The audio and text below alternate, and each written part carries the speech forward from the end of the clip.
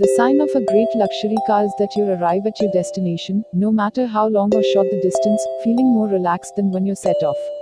Whether that is through massaging seats, the quietness of the cabin, or the selection of onboard gadgets to play with, a luxury car is designed to be the very best in motoring that money can buy. Best super luxury cars currently on sale. 1.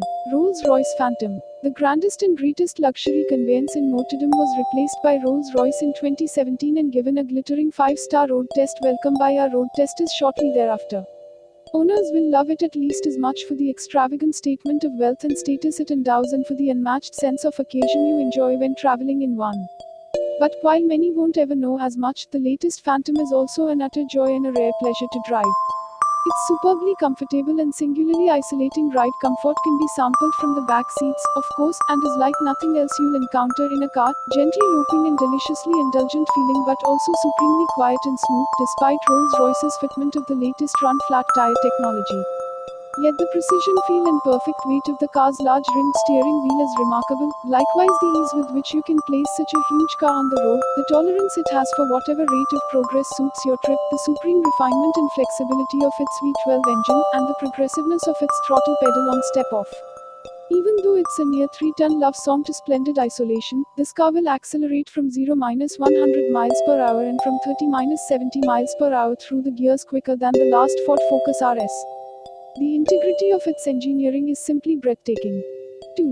Bentley Flying Spur. Bentley's 4-door Continental Series limousine started off its modern life as the Continental Flying Spur in 2006, only dropping the nomenclative prefix that links it with Cruise current 2-door GT with its biggest model overhaul yet in 2014. But the Flying Spur is now in its third generation, something that's not difficult to detect from the prouder, more muscular design, which borrows heavily from the most recent, attractive Continental GT Coupe. Cruise Junior Saloon also benefits dramatically from a new platform, which was co-developed with Porsche and uses 4-wheel steering and active anti-roll bars. It also better insulates the fantastically opulent cabin from the road, and provides the basis for genuinely good driving dynamics. Grip, balance and steering are all noticeably improved. Of course, there is the same calling card 6.2-liter twin-turbo W12, which makes 626 bhp plus bottomless torque and fires the car to 62 miles per hour in comfortably less than 4 seconds and onto a top speed of more than 200 miles per hour. Versions of the Spur equipped with Bentley's lighter, more freely revving V8 and a 6-cylinder hybrid powertrain are also due. Never before has the Spur felt so complete, then, and so able to execute the role of supersonic, luxury driver's car. And much of that is still down to the cabin. Even though it's Bentley's entry-level limousine, the Flying Spur offers an interior of genuinely luxurious ambience and feel, kitted out as it is with soft, beautifully stitched leathers, authentic, natural veneers, and eye-catching and tactile metal brightwork. 3. Mercedes-Maybach S650. The richest and most special car in what might be the most universally respected and admired limousine range in the world, the S650 is the modern standard-bearer for Daimler's Maybach super luxury brand. To judge by appearances, you'd say it was at least as much S-Class as Maybach, and that's the result of Daimler's strategic decision, taken a few years ago, to broaden the reach of the Maybach mark by creating Halo Maybach models across some of its more normal Mercedes passenger car ranges. The ultra-rare, Simon Cowell spec, Maybach only 57 and 62 limousines were at the same time consigned to history. And so that fact that this car is only an S-Class may be at once its biggest strength and its key vulnerability. Compared to a Rolls-Royce or Bentley, an S-Class might not cut a lot of mustard for drool-worthy curbside appeal, but being an S-Class also makes this car the recipient of all those advanced active suspension and driver assistance technologies and helps to make it so brilliantly refined, rich and corseting. The S650's 621 bhp, 737 pound-feet twin-turbocharged petrol V12 is barely audible, and its dedication to comfort and good manners is outstanding. 4. Bentley Mulsanne. A limousine that's singularly aristocratic, whose presence announces itself from hundreds of yards away and whose agenda is all about serving the interests of the passenger first and the driver a definite second may sound appealing in theory. But if you suspect the reality of ownership of such a car might not appeal quite as much, don't worry, because the super luxury class has something for you too, the Bentley Mulsanne. Deliberately more modest and discreet in its appearance than a certain key British limousine rival, the Mulsanne is a top-level luxury 4-door that's grand with a small G. It feels less formal than the Rolls-Royce Phantom, and its interior ambience is more like that of the paneled smoking room of an old gentleman's club than the Phantom's chandeliered ballroom. The material quality, the luster and natural appeal of its wood veneers and the tactile allure of so many of its fittings is second to none. A good helping of driver appeal has always been part of this big Bentley's motive character. And so while the Mulsanne doesn't ride quite as serenely as some of its closest competition, it handles and responds with more vigor and verve, thanks not least to its stocky turbocharged petrol V8. What results is a car that may not hit quite the same luxury high notes as the very best cars in the class, but that you might end up using more often, not just for special occasions, but because it feels ready to enrich a wider range of journeys. 5. Rolls-Royce Cullinan. Goodwood's Marmite addition to the super luxury segment arrived in 2018, in response to a significant amount of Rolls-Royce customer feedback that a more daily usable, all-surface capable, family practical model would be a very welcome way to augment the firm's showroom range. The Cullinan has been met by enough criticism of its design, from all quarters, to have set in aspic a sense that its maker has taken a significant risk in introducing a car that some have described as awkward and unlovely and others have slammed in even less sympathetic terms. But if Rolls-Royce's market research holds true, and a year's worth of confirmed orders is a good sign that it will, the collective revulsion of those who wouldn't have bought a Cullinan anyway will do little to prevent it from becoming a commercial success. There is certainly as much to like about life on board this car as there might be to dislike about either the idea or the appearance of it. This is a true Rolls-Royce, and among its dynamic strengths are outstanding mechanical refinement, unimpeachable ride comfort and excellent drivability. Height adjustable air suspension and BMW-derived four-wheel drive gives the Cullinan all the off-road capability that many owners are likely to require, and while towing capacity is currently capped at 2.6 tons, it's due to increase to a more fulsome 3.5 tons before long. Which is probably enough for a speedboat considerably more expensive than the car. 6. Bentley Bentayga. The Bentayga has had an eventful passage through the Autocar road test evaluation process. Being the first in a barrage of £100,000 plus super SUVs to come to market in 2016, we first rated it highly, with a caveat or two, in W12 engine form, and then rated it higher still when Bentley introduced an Audi-sourced 4.0-litre, 429 bhp turbocharged diesel V8 in 2017, which made exactly as much torque as the 12-cylinder petrol motor but at more accessible crank speeds. Then, in 2018, amid the spreading toxicity surround diesel engines, Bentley removed the Bentayga diesel from sale in Europe, and with it removed from view what we considered the definitive version of the car. A V8 petrol model augmented the model range in the same year, while a plug-in hybrid arrived in 2019. There is now also the Speed, a 626 bhp, 182,000 pounds-ps to excess.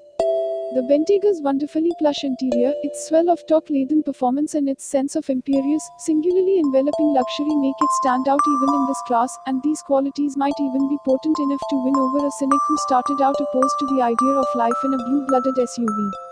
It isn't quite as comfortable riding or isolating as the Rolls-Royce Cullinan, offering instead a slightly more sporting driving experience that comes at the expense of that final shade of ride comfort.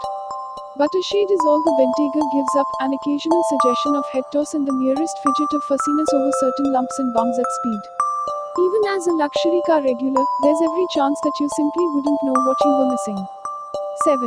Rolls-Royce Ghost. The Ghost was a line in the sand for Rolls-Royce when it appeared in 2009, the beginning of a transformation that took the company's annual production volume from hundreds of to several thousand cars per year.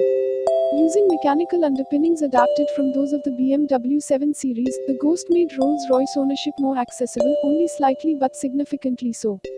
The management's view now on the decision to use those BMW Group mechanicals may reasonably be imagined to differ somewhat from what it once was, since the next Ghost will move on to the same all-aluminium Rolls-Royce only platform that the Phantom and Cullinan use.